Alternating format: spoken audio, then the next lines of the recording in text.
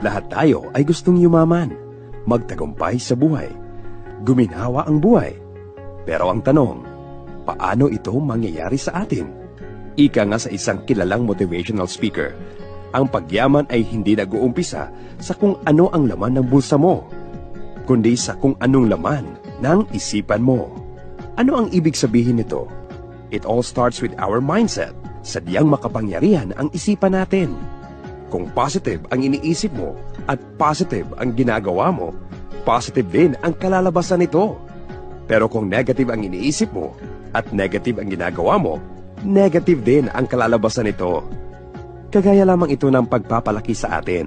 Merong sinasabihan ng kanilang mga magulang na mag-aral ng mabuti upang makapaghanap ng magandang trabaho.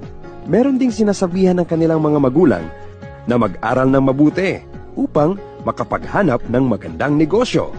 Respectively, the ones who are told to study well in order to find a good job will look for a good job after graduating from college. And the ones who are told to study well in order to find a good business will put up a business after graduating from college. Ngayon, alin sa dalawang grupo na ito ang may tsansang guminhawa ang buhay agad?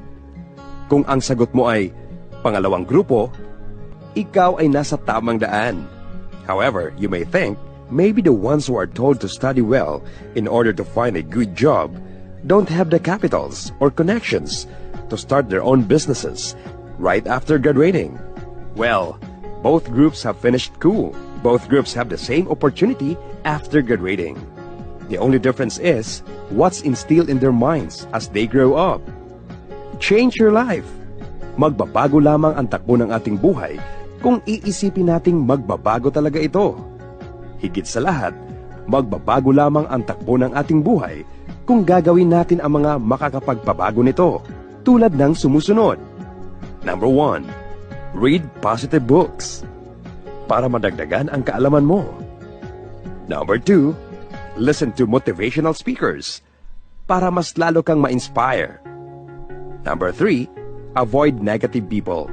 Sabi nga nila, walang maidudulot sa'yo kung parati kang negative mag-isip, at lalong-lalo na kung negative mag-isip ang mga taong nakapaligid sa'yo. Surround yourself with positive people instead, and you'll see the difference. Number 4. Join multi-level networking companies like AIM Global. Before you think about this negatively, think about real companies out there, just waiting to be discovered by you. Isa na doon ang AIM Global. Always remember, positive thinking plus positive actions equals positive results. Ganito rin kung gusto mong umasenso sa buhay kahit wala kang pera, at lalong-lalo na kung gusto mong magtayo ng sarili mong negosyo kahit wala kang sapat na puhunan. Because thinking positively will simply open the doors for you to achieve your goals, which usually comes in various ways to change your life. Kagaya ng mga oportunidad na dala ng AIM Global para sa mga katulad mong gustong yumaman.